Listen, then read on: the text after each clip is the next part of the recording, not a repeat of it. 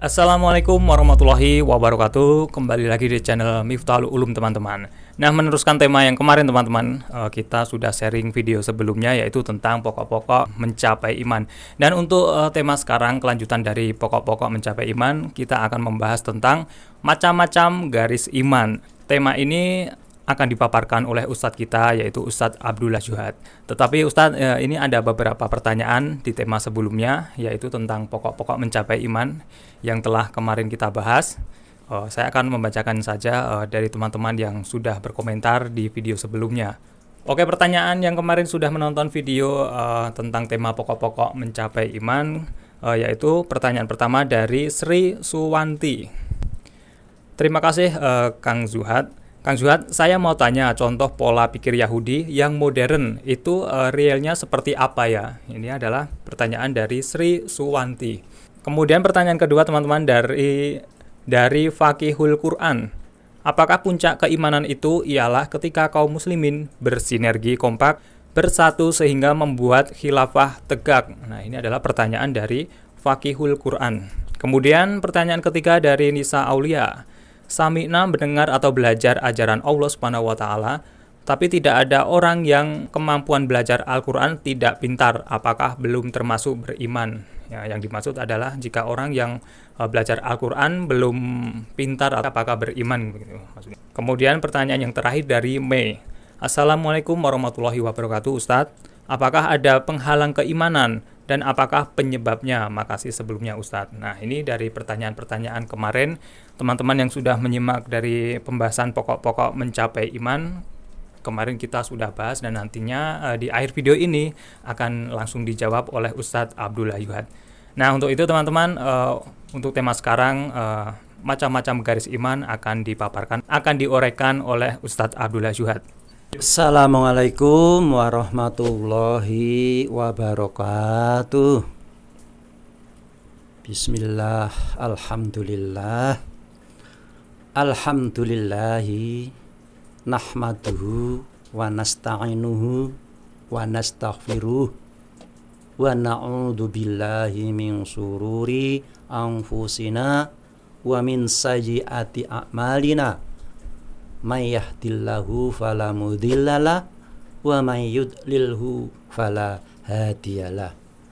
Asyhadu an la ilaha illallah wahdahu la syarikalah wa asyhadu anna Muhammadan abduhu wa rasuluhu la nabiyya ba'dah. Baiklah saudara-saudaraku kaum muslimin dimanapun kalian berada, tayangan ini bisa ditangkap. Untuk kelanjutan materi kajian kita saat ini, yaitu kajian Al-Quran menurut sunnah Rasul dengan tema pokok-pokok mencapai iman, yang kemarin sudah kita paparkan tentang apa itu garis iman. Garis iman itu sebenarnya ada 4 macam. Kemarin baru kita ungkapkan. Yang pertama adalah sami'na wa atokna. Ya, sami'na itu terdiri dari ratil dan sholat. Ya, baru atokna. Nah, saya ulangi lagi bahwa untuk mencapai sami'na ini, tahapan yang pertama adalah kita harus melakukan ratil. Warotilil Qur'ana tartila. Apa itu ratil? Kemarin sudah saya jelaskan, yaitu mengerahkan segenap kemampuan untuk menanggapi, untuk memahami, untuk mempelajari Al-Quran. Warotilil Qur'an. Nah, ratil itu sendiri kemarin sudah kita ungkapkan juga, adalah waktunya adalah pada malam hari. Bisa 1/3 malam, setengah malam, atau 2/3 malam. Kenapa Allah menggariskan ratil mempelajari Al-Quran pada tahap-tahap awal untuk mencapai iman ini kok harus malam hari? Allah membuat argumen demikian karena Inna nasi'atal laili hiya asyaddu wat'an wa aqwamu qila. Ini dalam surat Al-Muzammil ayat yang kelima. Bahwa pada waktu malam itu adalah sangat kuat, ingatannya sangat setia, sehingga mudah untuk menghafalkannya. Wa aqwamu, sangat kuat. Perkataan yang kita kaji, ayat-ayat itu akan lebih mudah untuk merasuk ke dalam hati kita. Ini kenapa kok harus malam hari? Kenapa tidak siang hari? Nah, dalam ayat selanjutnya Allah mengatakan, Inna laka fin nahari sabhan tawila.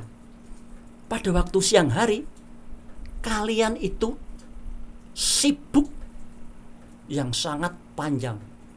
Inna laka fin nahari, sungguh bagimu Muhammad dalam situasi kondisi yang seperti itu, maka sabhan tawila, kesibukan yang panjang, artinya sangat sibuk pada waktu siang hari. Sehingga kalau ratil mengkaji Al-Quran pada waktu periode makiyah untuk mencapai iman dilakukan di siang hari, maka dapat mengganggu stabilitas ekonomi, stabilitas sosial, karena itu masanya orang mengkais rezeki pada siang hari. Ingat, ini pada waktu periode Mekah, awal-awal berusaha mau mencapai iman, mau tidak mau mengkaji, mempelajari Al-Quran, atau dengan kata yang ratil harus ditempuh pada malam hari. Nah, jadi kenapa ratil harus malam hari? Alasannya sudah Allah ungkapkan dalam surat atau ayat ke-5 dan ke-6. Nah, kemudian tujuannya apa tuh ratil itu? Mempelajari Al-Quran tujuannya apa? Nah, nanti dalam ayat selanjutnya, ya, ayat selanjutnya disebutkan wadhkuris marobbika watabattal ilahi tabtila. Kata kuncinya wadhkuris, yaitu hidup sadarlah dengan ilmu Allah.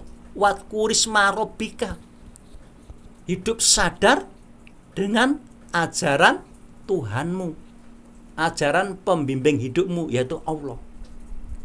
Jadi tujuan ratil itu adalah untuk membentuk kesadaran. Kalau dalam terjemahan yang sekarang biasa disebutkan wadhkuris, dan ingatlah asma Tuhanmu, ya.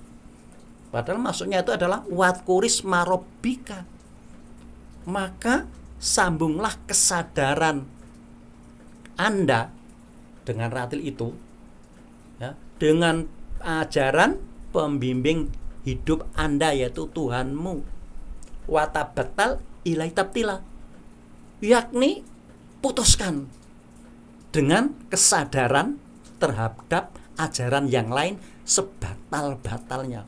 Putuskan, watabattal. Sehingga kalau orang sudah ratil, ini harus fokus bahwa kita yang mempelajari ini adalah untuk membangun kesadaran hidup dengan ajaran Allah.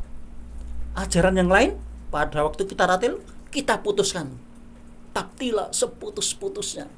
Artinya harus fokus. Nah, itu tujuan ratil. Jadi ayat 89 itu tujuan ratil adalah untuk menyambung kesadaran. Karena kita mau beriman, mau berpandangan dan bersikap hidup dengan ajaran Allah. Ya.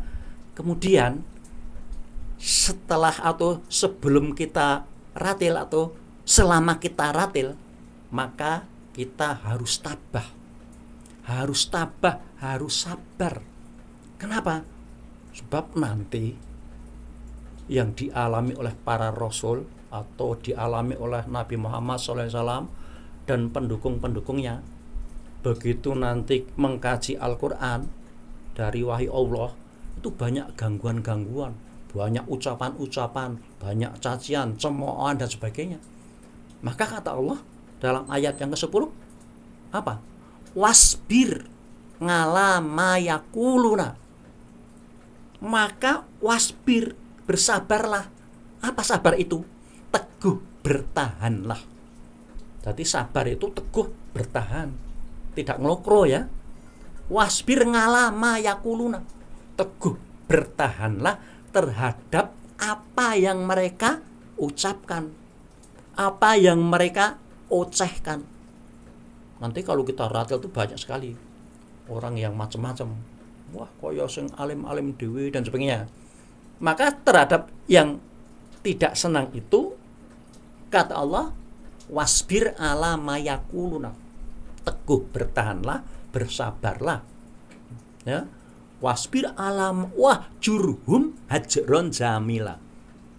Jurhum, tinggalkan mereka, belakangilah mereka, tapi dengan cara meninggalkan yang seindah-indahnya. Jadi maksudnya apa? Nggak usah dilayani. Kalau ada orang yang tidak suka komentar macam-macam ketika kita mengkaji Al-Quran, jangan dilayani, tinggalkan mereka, tetapi dengan cara yang indah. Kenapa demikian? Karena kata Allah dalam ayat selanjutnya yang 11, wadharni, biarkanlah mereka menjadi urusanku, itu kata Allah. Jadi kalau kita sudah mengkaji Al-Quran, Allah yang akan menjamin, biarkan mereka yang tidak suka dengan kalian. Wadharni wal mukadzibina ulin nikmati wa mahilhub qalila. Biarlah para pendusta itu yang tidak senang dengan kalian itu menjadi urusan saya. Ya. Wakadzibina ulin nikmati, ya berilah tangguh kehidupan mereka hanya sebentar saja. Ya, jadi intinya waktu kita ratil tidak usah menghiraukan ocehan-ocehan, ucapan-ucapan, cacian-cacian dan sebagainya. Nah ini, jadi selama ratil pun kita harus sabar, tabah, tidak usah melayani suara-suara yang macam-macam. Itu ya, itu ratil. Jadi tujuan ratil tadi apa? Membina kesadaran hidup. Sehingga kalau sudah ratil, akan kesadaran kita itu selalu dibimbing oleh ajaran Allah. Maka ratil ini adalah targetnya kita harus wadkuris marobika, menyambung kesadaran dengan ajaran Allah. Kita harus sadar diri, baik dalam waktu berdiri, berbaring, ya, duduk berbaring, dalam situasi apapun kita harus sadar dengan ajaran Allah. Nah, orang yang sadar itu adalah orang yang tahu ajaran Allah. Maka ratil sebagai bagian awal dari sami'na, tujuan sami'na itu adalah tahu. Ya. Ratil ini supaya kita tahu ajaran Allah. Maka setelah tahu sami'na, ya, kan setelah ratil kan sholat. Di mana sholat itu nanti secara khusus akan kita bahas pada kesempatan lain. Karena sholat itu masih masuk ranah sami'na. Tapi secara umum sami'na itu tujuannya adalah tahu. Orang dikatakan sudah berhasil sami'nanya kalau orang itu sudah dapat mengetahui ajaran Allah. Nah, setelah tahu gimana? Setelah tahu kemudian mau melaksanakan ajaran Allah yang sudah diketahui, khususnya yang telah kita ratil, kita kaji. Nah, melaksanakan itulah nanti disebut atokna.